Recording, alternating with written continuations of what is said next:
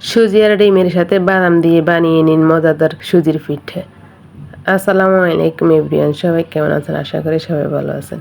প্রথমে আমি একটা ডিমের সাথে 2 টেবিল চামচ চিনি দিয়ে তার মধ্যে দিয়ে দিলাম লবণ।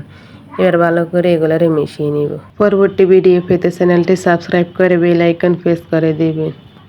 ভালো করে মিশিয়ে এখন আমি এখানে দিয়ে দিব বাদাম। বাদামটা দিলে খেতে ভালো লাগে।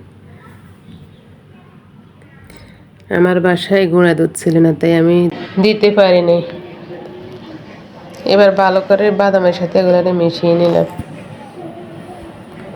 এই পর্যায়ে আমার মেশানো শেষে এখন আমি অল্প অল্প করে সুজি দিব।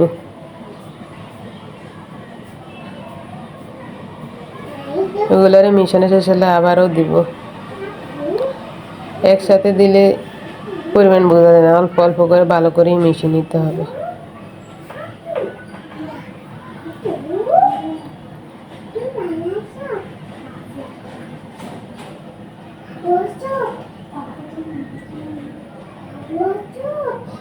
এই পিঠাগুলো আমার অনেক পছন্দ।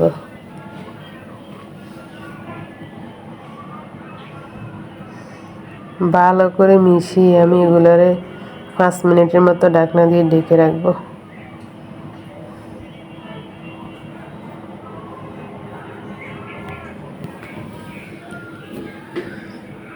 এই পর্যায়ে আমার মিশানো শেষ।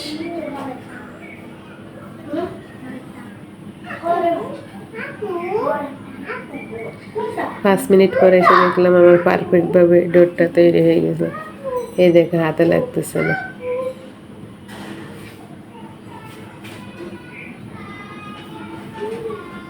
এখন চুলায় একটা তাওয়া বসিয়ে দিলাম, তেল গরম হয়ে গেছে। এখন আমি এখানে এক এক করে সবগুলো পিঠা ভেজে নিব।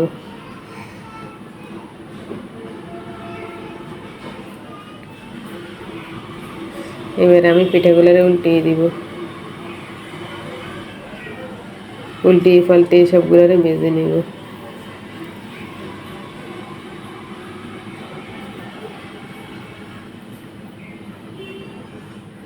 এই পর্যায়ে আমার ভাজা শেষে এখন আমি এগুলোরে উঠিয়ে নেব।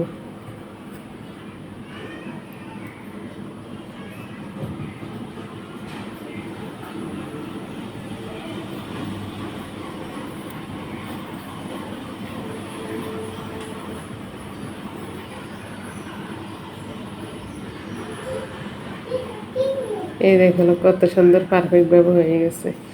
এখন আমি একটা তোমাদেরকে ভেঙে দেখাবো।